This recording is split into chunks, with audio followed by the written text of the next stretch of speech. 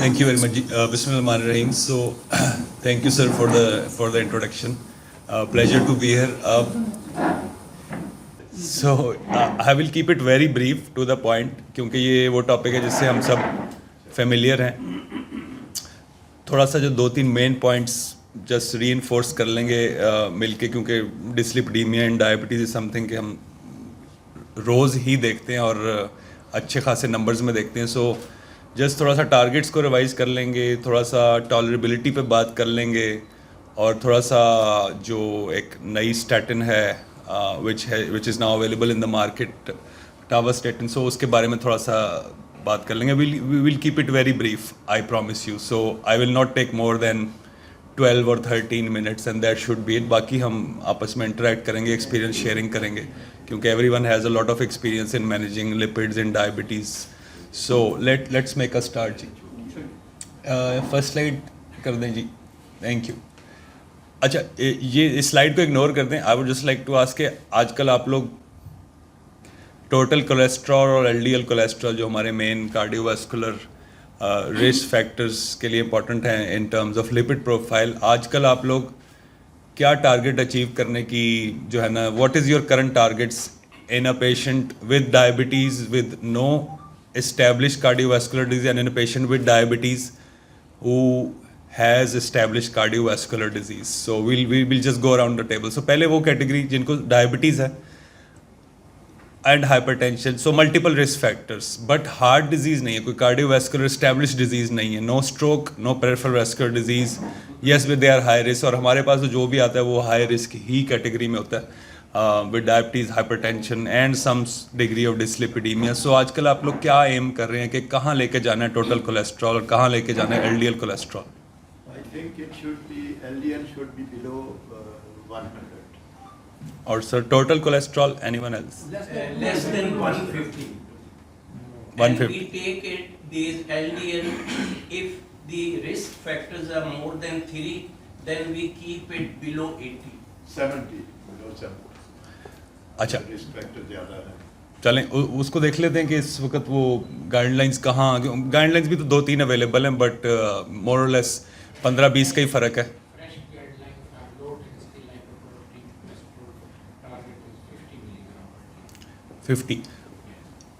तो अगर इस हिसाब से हम उन लोगों के लिए जिनको डायबिटीज़, हाइपरटेंशन, ओबेसिटी और डिस्लिपिडीमिया के साथ इस्केमिक हार्ट डिजीज़ या स्ट्रोक या पेरिफेरल वैस्कुलर डिजीज़ है, वहाँ कहाँ लेके जाएंगे, वो क्या टारगेट होगा फिर? क्योंकि उसमें तो और स्ट्रिंजेंट आई है ना, ऑलरेडी डिजीज शुरू हो चुकी है. Low density lipoprotein को less than 30. ठीक, ओके, यस, ओके, ठीक है. क्योंकि देखें ना, अगर तो आपने डायबिटीज़ में लेस देन 50 लेके जाना है और इतना टाइट, तो मेरे मुताबिक तो नहीं है, और तो फिर जो एस्टेब्लिश्ड है उसमें तो फिर कहीं माइनस में ले जाना पड़ेगा, क्योंकि ज़ीरो के बाद तो गिनती ख़त्म हो जाती है. सो ये करंट टारगेट्स हैं इस वक्त जो we try to achieve. Obviously ये हमारी पॉपुलेशन में इनको एग्जैक्टली अचीव करना तो बड़ा मुश्किल हो जाता है due to multiple other factors, but अगर इसके हम आसपास भी पहुंच जाएं और ओके जी, इसके आसपास भी पहुंच जाएं और इसको मेंटेन कर लें, तो that's big plus, that's a big kind of added benefit in terms of prognosis long term for recurrence, या जिनमें नहीं हुई उनके लिए primary prevention. So more than 2 risk factors, 10 year cardiovascular risk, जो कि देखिए हमारी तो सिर्फ एथनिसिटी ही हमें 10% का रिस्क दे देती है, तो उसके साथ अगर डायबिटीज़ ऐड कर लें तो हमारा तो हर पेशेंट हाई रिस्क है इस कैलकुलेटर के मुताबिक, अनलेस साउथ एशियंस के लिए कोई अलग रिस्क कैलकुलेटर किसी ज़माने में आ गया अगर तो. सो हमारा तो 10% तो हमारी एथनिसिटी ही होता है. Anyway, any person with diabetes in are context, हमारी प्रैक्टिस में वो तो हाई रिस्क ही है. तो LDL लेस देन 100, और दूसरा ये कि जो इस्टेब्लिश कार्डियोवास्कुलर डिजीज़ है, चाहे एक्टिव है या इनएक्टिव है, उसमें तो टारगेट जो है वो और स्ट्रिंजेंट हैं LDL के, एज यू कैन सी. और आपकी प्रैक्टिस में कितने, एज एन एवरेज रफली, आप सबकी अपनी अपनी प्रैक्टिस में कितने लोग होंगे जो या कितने आपके पेशेंट्स होंगे out of your own pool जो ये अचीव कर रहे हैं? 0. Quite a few. 15%, 20%. ठीक. सो we're still struggling to achieve these targets जो दुनिया कह रही है कि ये होने चाहिए. बहरहाल as close to as possible would be okay. और यहाँ पे ये भी वो बड़ा है कि डॉक्टर साहब तो मेरा कोलेस्ट्रॉल लो हो गया तो मेरी तो दवाई तो कम कर दें या बंद कर दें. तो anyway हमारे अपने कुछ किस्म के मसले मसाइल हैं. बहरहाल this is what we should aim for. लें जी आगे कैसे जाना है इस काउंटर से? आप ही आगे कर दें, फॉरवर्ड कर दें, एक दफ़ा और प्रेस कर दें. ठीक. एंड वी नो के प्राइमरी प्रिवेंशन और LDL रिडक्शन के लिए yes we have lots of medicine available. Statins are kind of gold standard with most efficacy proven. Statin alone से नहीं हो रहा फुल टॉलरेटेड डोज पे, then you can add on specially ezetimibe for LDL reduction. बाकी तो triglycerides we're not going to talk about. Triglycerides थोड़ा सा out of context हो जाएंगे. अगर किसी को सिंपल हाइपर ट्राइग्लिसराइडीमिया है और cholesterol mildly elevated, then we use a tablet which is more efficacious for triglyceride reduction like fibrates. But statins for LDL reduction, statins from 18% to 55%. So statins are the gold standard of treatment. अच्छा जी आगे चलें. Next. Statins को अब देख लेते हैं कि with in statins जो है how and what to choose from. Very briefly will touch it. आगे जी नेक्स्ट स्लाइड. Next. एक और good. So we've all heard the terms moderate intensity statins and high intensity statins. So intensity is described और kind of जो categorization है वो उसकी LDL reduction उसने कितनी करनी है उसके बारे में. So here it is. These are so हमारे पास अभी तक इसके लॉन्च होने से पहले तो सिम्वास्टैटिन, एटोरवास्टैटिन, रोसुवास्टैटिन अवेलेबल थी. As you can see rosuvastatin is counted as high intensity because it can cause up to 50% reduction in LDL from the baseline, यानी जो भी उस patient की baseline है. So obviously for high risk patients and for patients who have established cardiovascular disease, we would prefer to have them on a high intensity statin unless कोई tolerability का issue हो या कोई और issue हो. But now चलें light का हो जाएगा अभी. Now we have this new statin available in the market. और जैसे कि आपने टेबल में देखा, अगर तो टेबल वापस आ गया, अप टू 40% रिडक्शन इसके साथ भी है. So it is very much comparable to simvastatin and atorvastatin in terms of its efficacy in reducing LDL cholesterol. और ठीक है, रोसुवास्टैटिन से कोई बहुत ज़्यादा दूर नहीं है, but it still has up to 40% reduction in LDL cholesterol. So that's a big plus point, specially जब स्टैटिन देनी जिसका जो बेनिफिट है स्टैटिन का वो रिस्क को आउटवे कर रहा हो और कोई टॉलरेबिलिटी इश्यूज आ जाएं वहाँ भी, and even as a first line because we got 40% reduction. So in your patients who are high risk but don't have established cardiovascular disease, this is as reasonable as a choice as atorvastatin या जो है आपकी simvastatin. So comparable results in terms of LDL reduction.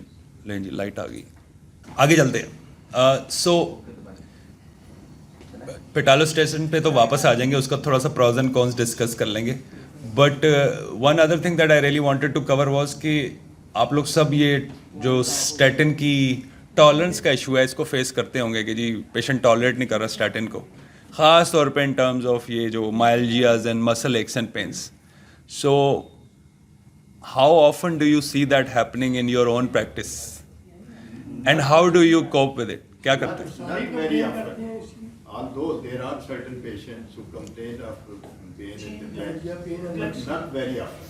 So most of the people, I think more than 80-90% they tolerate it well. ठीक. No, in rosuvastatin, it is around 80% of the patient feel myalgia. I switched patient on this Pitalo, ठीक. but with due respect, I have some reservation because my patient didn't improve and he got heart attack after 2 months use of this. 4 years, 3 or 4 years back. So after that, I felt that pain is the effect tolerable rather than the heart attack. ठीक So है. we should look for the effectiveness and we monitor it regularly after 2-3 months to have these criteria. ठीक, any others? Actually मसला ये है कि लाजमी नहीं है कि ये लिवर्स ही ऐसा प्रॉब्लम करती होगी. There are other problems like uncontrolled diabetes, or uncontrolled hypertension. Neuropathy. That can lead to this sort of problems like myalgias and like numbness or peripheral neuropathy like this. बिल्कुल. Multifactorial factors. बिल्कुल. और उस पर एक बड़ी helpful slide है, अगर तो स्लाइड्स ऑन होगी तो उसको हम देखेंगे भी. बट एनीवे, एनीवन एल्स के आप लोग अपने अपने पूल में कितने % लोग आपको आके स्टैटिन शुरू करने के बाद, ऑब्वियसली अगर पहले से ही कुछ चल रहा है और वो माइल्जियाज हैं तो वो तो फिर स्टैटिन की वजह से नहीं है. मैं तो स्टैटिन शुरू करने के बाद ये जानना चाह रहा हूँ कि आपके कितने लोग स्टैटिन शुरू करने के बाद आपको एक्स एंड पेन्स की कंप्लेन करते हैं. What's the sort of proportion we are looking at, और फिर हम वो भी डिस्कस कर लेते हैं कि वैसे एक्चुअल प्रैक्टिस में कितने % लोगों को वो प्रॉब्लम होता है. भाई छोड़ दें, अब छोड़ दें ना, चलने दें हमें. ठीक है सर. नहीं हो रहा. कोई बात नहीं, कोई बात नहीं. अच्छा वाह. सो ऐसा कोई खास डाटा तो नहीं होगा. नहीं, मैं तो ये जानना चाह रहा हूँ कि आप लोग मसला आपने 100 लोगों को शुरू कराई है तो कितने लोग वापस आके आप जो पेशेंट आते हैं उसमें मसला ये है कि हमारे पास ज़्यादा डाटा तो स्पेसिफिकली हम उसको कहेंगे Roughly. कि ये स्टैटिन की वजह से है. हाँ.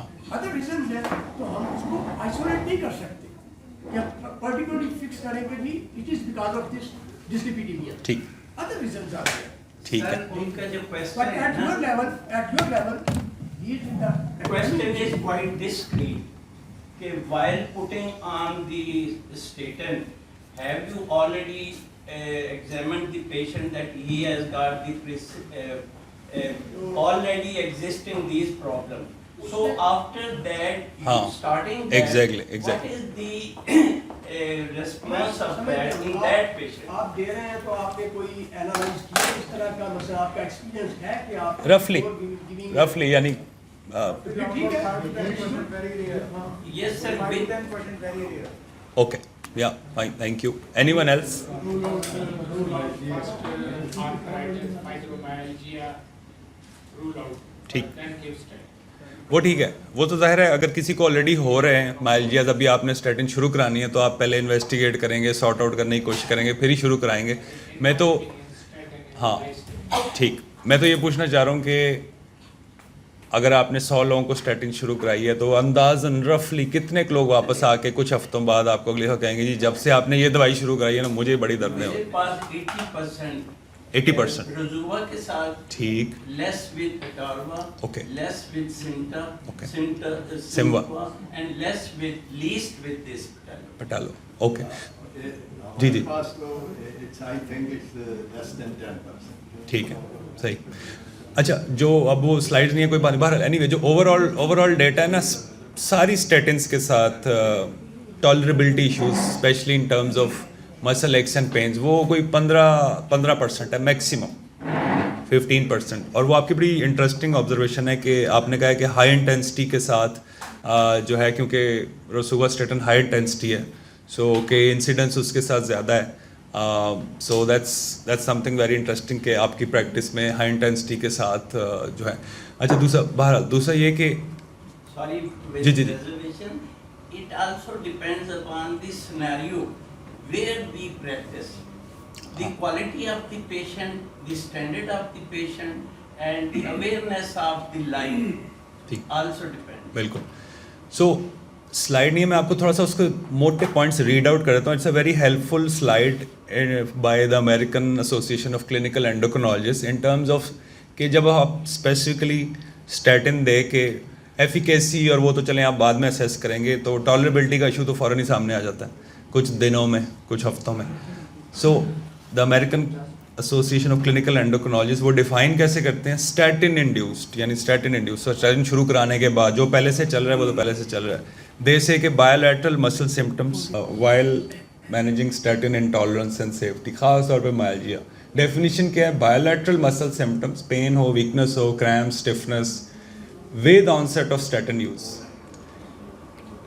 ठीक, तो वो प्रेसिपिटेट ही with onset of statin use हुई है and relief with discontinuation. So सबसे पहले तो डिसकॉन्टिन्यू करके देखें, फिर ही पता लगेगा कि अगर डिसकॉन्टिन्यूएशन पर रिलीव हो गई है कि भाई हाँ वाकई स्टैटिन इंड्यूस. एंड वो तो discontinuation for how much time?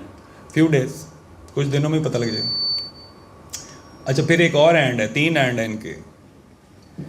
अच्छा जी, सबसे पहले तो कि onset with statin and recurrence with rechallenge of the same या अदर स्टेट, ठीक।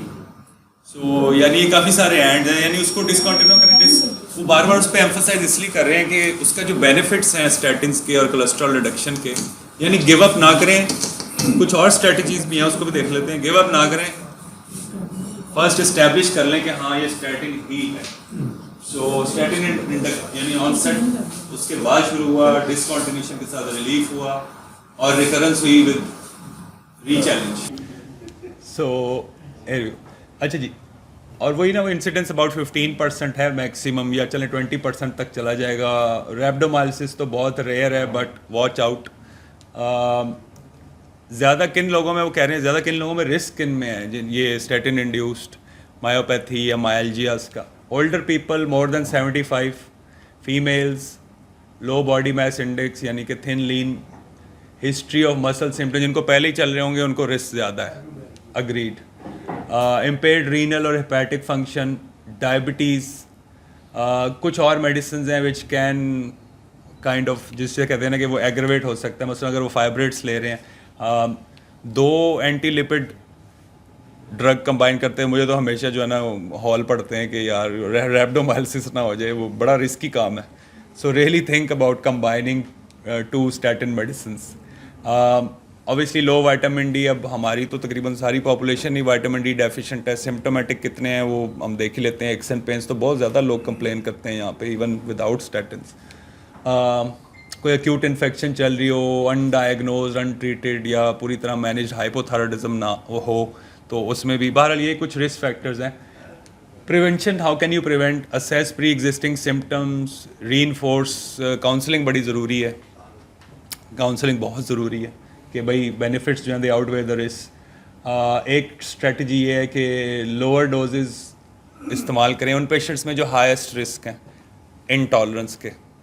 सो यू कैन यू, फिर ये कि ट्रीटमेंट हाउ, जब आपने प्रूव कर ही लिया कि हाँ भाई वाकई स्टेटिन ही थी, सो स्टॉप करके सिम्टम्स रिजॉल्व कर लें, तो then you can rechallenge where the lower dose, या as an alternate statin you can change the statin. अच्छा, तो विटामिन डी डिप्लीट हैं तो रिप्लीट कर लें पहले, दैट्स वन स्ट्रेटजी, या साथ ही शुरू कर लें।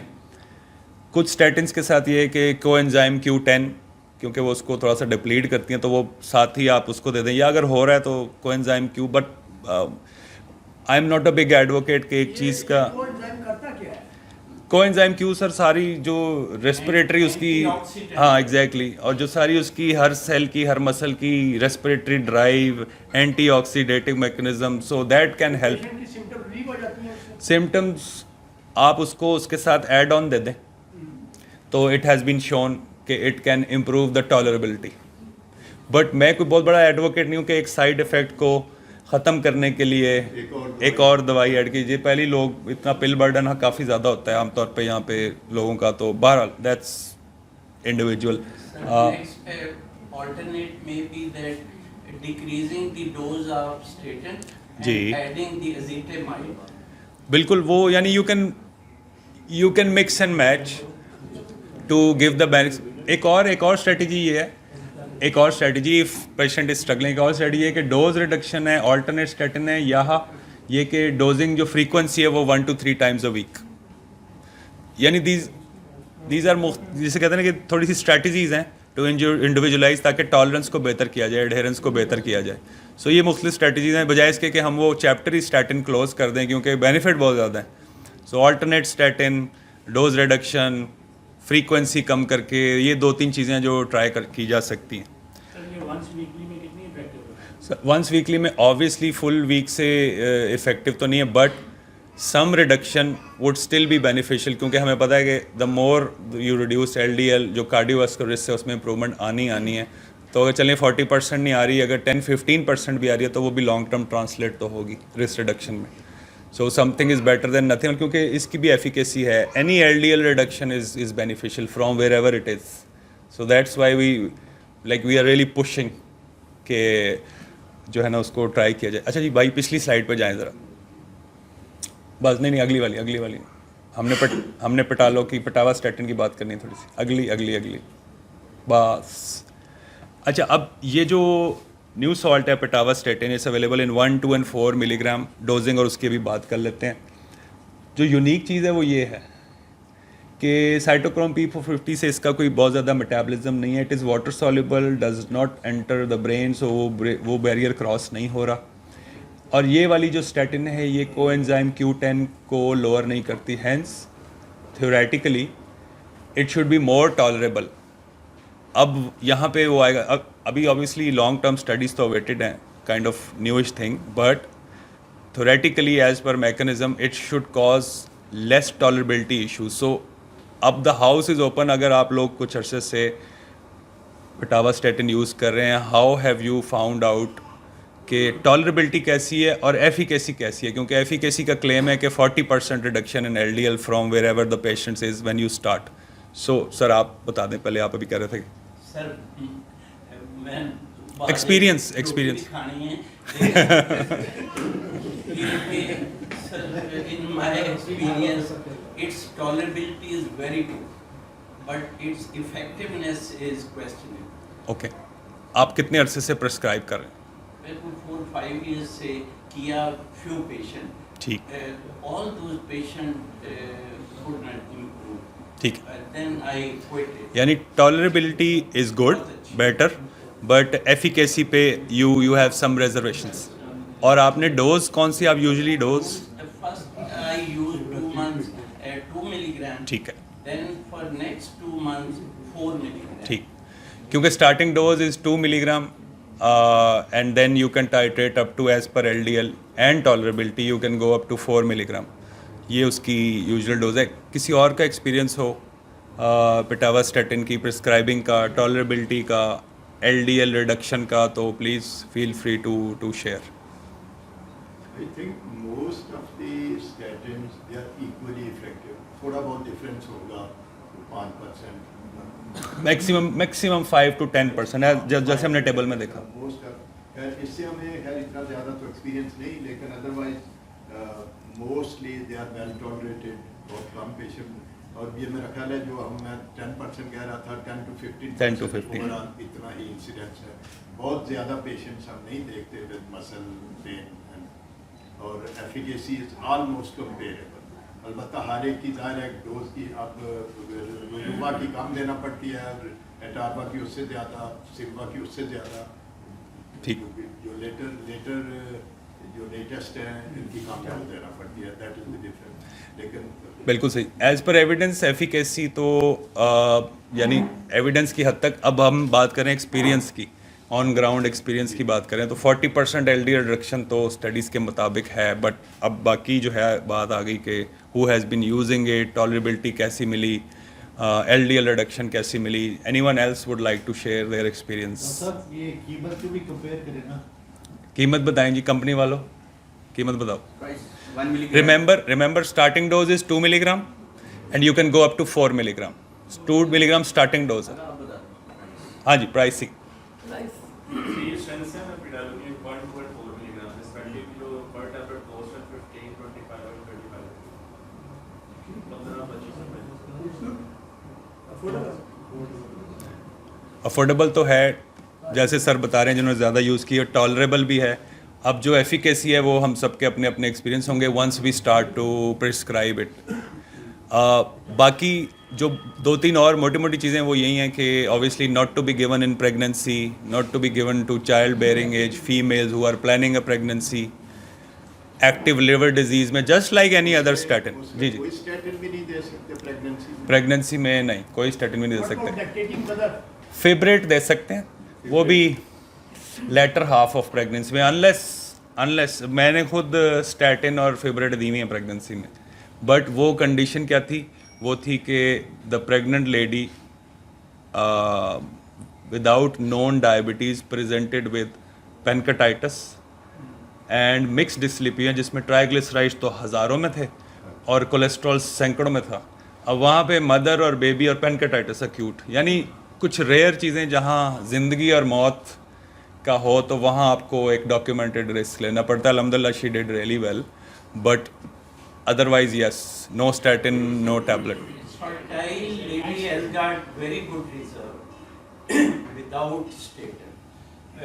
Even you don't prescribe with risk factor, still she is okay because of the dilution, because of hormonal effect. So if even she is not managed for by the statin, she is okay. जी sir, आप कुछ करें. Sir, I want to explain that statin is a lifesaver, number one. Number two, if some patient who can afford PCSK9 inhibitor, Repatha injection is available from Dubai once per month, 4 milligram. That's also excellent to lower the load and level. ठीक है, बिल्कुल सही. लेकिन वो तब है जहाँ statins आपको वो अचीव ना करके दे रही हूँ, हाँ, या फिर टॉलरेबिलिटी या कोई इस तरह का. Available in our country. बिल्कुल. It's a lifesaver. बिल्कुल, इसमें तो कोई शक. Whoever has diabetes, whoever has hypertension, he definitely has dyslipidemia. बिल्कुल. Definitely. And this must be prescribed to every diabetic patient, to every hypertensive. तो डेपोट एक्शन है Must- उसका, डेपोट Yes. एक्शन है for one. Yeah, this cardio protection in diabetic patient and hypertensive patient, it's a must. Sir, जी. लड़का कीमत क्या है ठीक है do all the patients with diabetes need statin? जरा इसको थोड़ा अच्छा. प्राइस ठीक. Patient 14,000. 14,000. अगर उनके कोलेस्ट्रॉल लेवल बहुत ज़्यादा नहीं है. ठीक.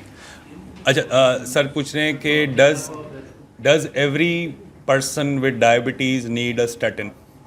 सो ये रिस्क उस पे है, रिस्क असेसमेंट पे. आप कोई भी रिस्क कैलकुलेटर खोल लें और उसमें जिनमें एथनिसिटी भी शामिल हो, उसमें एथनिसिटी साउथ एशियन तो डलेगी, फिर बाकी एज और बाकी चीज़ें.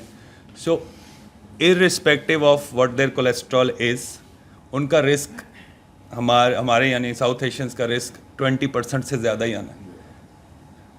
तो हमारे यहाँ तो the answer would be yes. Yes.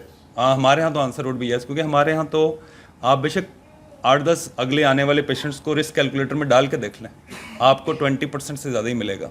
और अब तो वो जो रिस्क रिडक्शन है वो 10% पे भी आ गया कि आप 10% से ही शुरू कर दें. हमारी तो हर एक की निकलनी ही 20% है, बेशक आप अपनी अपनी निकाल के देख लें अगर डायबिटीज़ है किसी को. हाँ, नहीं है वो एक डिफरेंट सिनारियो. उसमें एक और another point is that we used to give aspirin to all the diabetics. जी जी. लेकिन आप रिसेंटली कुछ उसमें कंट्रोवर्सी, उसको जरा एक्सप्लेन करें. एस्प्रिन बिल्कुल सही कह रहे हैं सर कि कोई ये उस ज़माने में ये गाइडलाइंस चेंज हुई हैं जब मेरी ट्रेनिंग अभी half way I was through, कि एस्प्रिन जो है हर everyone with diabetes should be given aspirin, should be on aspirin for primary protection, primary prevention.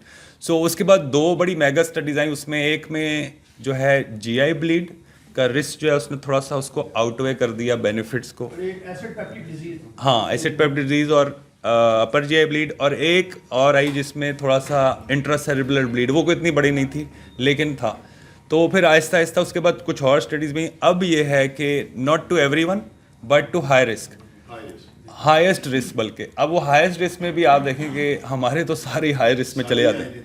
तो जब ये जब ये गाइडलाइंस चेंज हुई तो फिर उस वक्त उन्होंने कहा क्योंकि अब ये ट्रांजिशन पीरियड है, जो चल रहा है और उसको कोई प्रॉब्लम नहीं आ रही उसको चलने दें.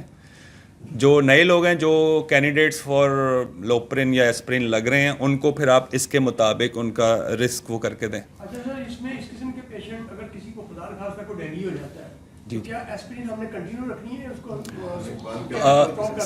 सर कुछ दिनों के लिए तो स्टॉप करनी चाहिए करना पड़ेगा क्योंकि थोड़ा सा आप रिस्क जो है ना वो बढ़ा रहे हैं. लेकिन ये भी देखना है कि कितनी स्टेबल डिजीज़ है उसकी. अगर अनस्टेबल हो, एज सुन एज वो प्लेटू हो के ट्रेंड शुरू हो गया तो नॉर्मल है, यानी एक इंडिविजुअल डिसीज है ना, उसके स्टेंट डले हुए हैं. हाँ, स्टेंट डले हुए हैं और प्लेटू आ गया, प्लेटलेट्स में ब्लीड नहीं हो रही, और अब यू नो कि अब ये राइज जस्ट रीस्टार्ट. बिल्कुल बिल्कुल. Spontaneous bleeding से अगर ऊपर हो तो we should not quit it. because in dengue the intravascular volume is depleted. So हाँ, hypercoagulable बिल्कुल, state. बिल्कुल। इसलिए we should not quit it. Hepatitis ये एक बिल्कुल ये वो है जो लाइक ब्लैंकेट के तौर पे नहीं अपनाया जा सकता कि सबकी बंद कर दो या सबकी जो है कंटिन्यू कर दो। ये बड़ा इंडिविजुअलाइज करना पड़ेगा। अगेन अगर कोई किसी को 2 महीने पहले ही 4 महीने पहले स्टेंट डले हुए हैं और सब कुछ है तो वो बात भी बिल्कुल ठीक है कि इंट्रावेस्कुलर डिप्लीशन तो है। सो बेनिफिट्स और रिस्क को वे करना पड़ेगा। जी sir. hepatitis C with coronary artery disease. Can we prescribe this? Statin की बात करें। स्टैटिन डिस्प्रिन यस बिल्कुल बिल्कुल। क्योंकि देखें हेपेटाइटिस सिरोसिस में मेन रिस्क जो जीआई ब्लीड का है वो पेप्टिक अल्सर से नहीं है, वो वेरिसीस से है। तो एज लॉन्ग एज आप वेरिसील वाला उसको प्रोफिलैक्सिस बीटा ब्लॉकर दे रहे हैं Liver के साथ coagulation process. वो तो है। वो तो देखें आपको वो इंडिविजुअलाइज करना पड़ेगा थोड़ा सा कि उसके प्लेटलेट्स कितने हैं। अगर उसकी स्प्लीन इतनी बड़ी हुई है उसके प्लेटलेट्स ही 30-35 चल रहे हैं तो you may not take that chance. It has to be individualized. Anything else? Thank you. Thank you very much.